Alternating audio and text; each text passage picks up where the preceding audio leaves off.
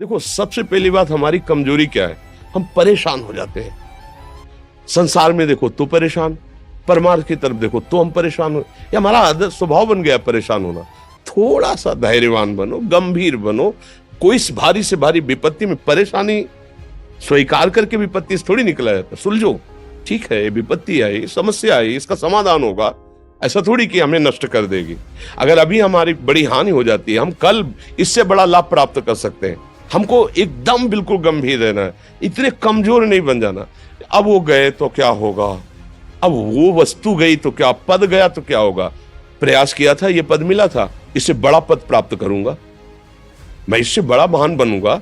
ठीक है, एक बार गिर गया, गलती हो गई, दंड भोगूंगा, फिर इससे ज्यादा संयम में रहूंगा। बिल्कुल मतलब एकदम फ्रेश दिमाग रखना चाहिए। पर अपने लोग क्या है, जरा सी बात में एकदम पछड़ा कर लेते हैं, एकदम कमजोर हो जाते हैं। ये बिल्कुल ठीक नहीं है। हम जीवन भर की यात्रा की बात कह रहे हैं, भारी से भारी कष्ट में भी मुस्कुराना, तो हमें बल मिला है, हमें भगवान की कृपा का दर्शन हुआ है, हमें उनका दुलार दिखाई दिया है। अगर ऐसे तो भाग जाते, फिर परमार्थ में थोड़ी चलना होता है। आज जो आप सुन करके लाभ लेने की चेष्टा कर रहे हो ना, ये केवल प्रवचन नहीं है, ये जीवन है। अगर ये जिए ना होते ना, तो ये इसका प्रभाव नहीं पड़ता, फिर वाणी का प्रभाव नहीं पड़ता। हम इसीलिए कहते हैं, जैसे आप लोग एकदम परेशान हो जाते हैं जब बोलो, क्या हमसे ज्यादा परेशानी होगी? दोनों किडनी खराब, दवाई लाने के लिए पैसे नहीं, पानी रखा है हम उठ के पी नहीं सकते, भीषण शरीर में कष्ट, भीषण बुखार, क्योंकि किडनी फेल, जरा में बुखार, खाने को क्या, रोटी मांग के लाओ। अगर वहां सब्जी मिलती है तो लाल मिर्च ऐसी पड़ के मिलती थी कि वो पा नहीं सकते थे। आप सोचो, पानी लाना है तो मुझे लाना है, पीना है तो मुझे पीना है। अगर मैं हारता तो कहां पहुंच जाता, क्या स्थिति होती? नहीं, मरना है, पर कदम पीछे। कोई दिन ऐसा नहीं जिस दिन सेवा ना की हो, जिस दिन सेवा ना गए हो। गुरु जी की सेवा में जाना है, पहले अपने को स्वस्थ साबित करना है, नहीं वो सेवा नहीं लेंगे। तुम बीमार हो, तुम कष्ट में हो, ऐसे उनकी दृष्टि परेशान हुई, सेवा की, आके लेट गए। फिर हिम्मत की, अपनी श्री जी की सेवा की, मधुकरी नहीं गए, 3-3, 4-4 दिन भोजन नहीं गए, पर सेवा नहीं छोड़ा, दिनचर्या नहीं छोड़ी। और उसका प्रधान कारण संयम, ब्रह्मचर्य, भगवत आश्रय, नाम जप, कभी हारने नहीं दिया। अभी भी थोड़ी देर बाद डायलिसिस शुरू होगा, हारने, आपको हारे हुए नजर आ रहे हैं। शरीर में पीड़ा है, किडनी फेल है, ऐसा तो हम स्वस्थ बैठे हैं, पीड़ा है, बार बार प्यास लगती है, थोड़ा थोड़ा पानी मिलता है, लेकिन हम आनंदित हैं, हम प्रसन्न हैं। हम लड़ाई में हारे नहीं हैं, ना हारेंगे, हम जीत चुके हैं। हम अपने मालिक के भरोसे में अपना सब बात, तो वो ये हम अपनी बड़ाई नहीं बता रहे, हम आपको बता रहे समस्या। सोचो, तुम्हारे पास तो माँ है, भाई है, बहन है, परिवार है, कोई ना कोई तो है ना।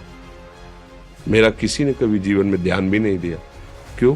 बचपन से बाबा जी बन गए, किसी से प्यार नहीं, किसी से संबंध नहीं, कोई जानकारी नहीं, हम कहाँ हैं, वो कहाँ है, किसी से कोई मतलब नहीं।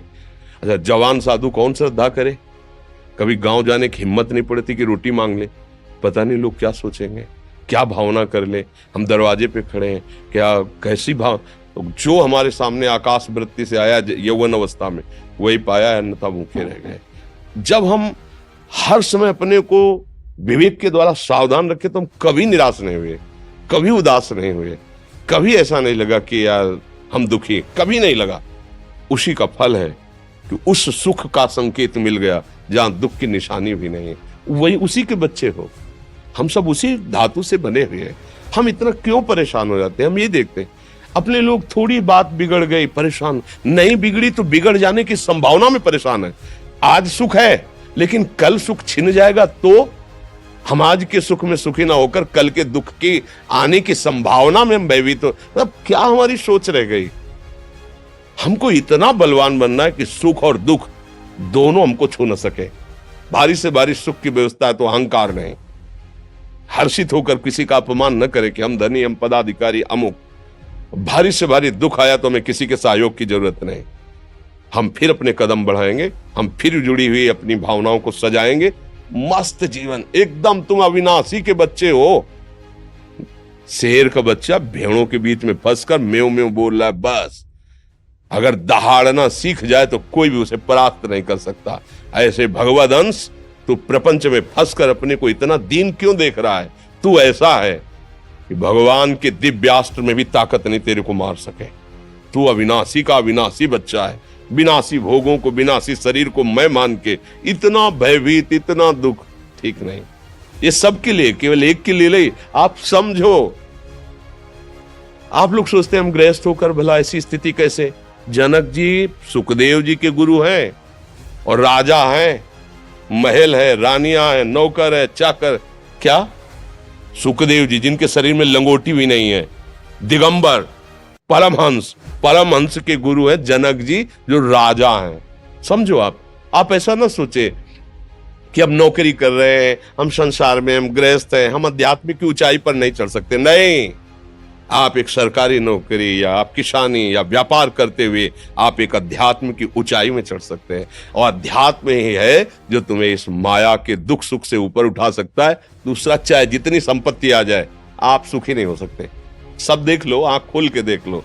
अध्यात्म ही है जो तुम्हें हर कष्ट सहकर मुस्कुराकर जीने का रास्ता बता देगा कि आप आनंदित हो जाओगे। कुछ नहीं बिगड़ा, अध्यात्म है तो कुछ नहीं बिगड़ा। अध्यात्म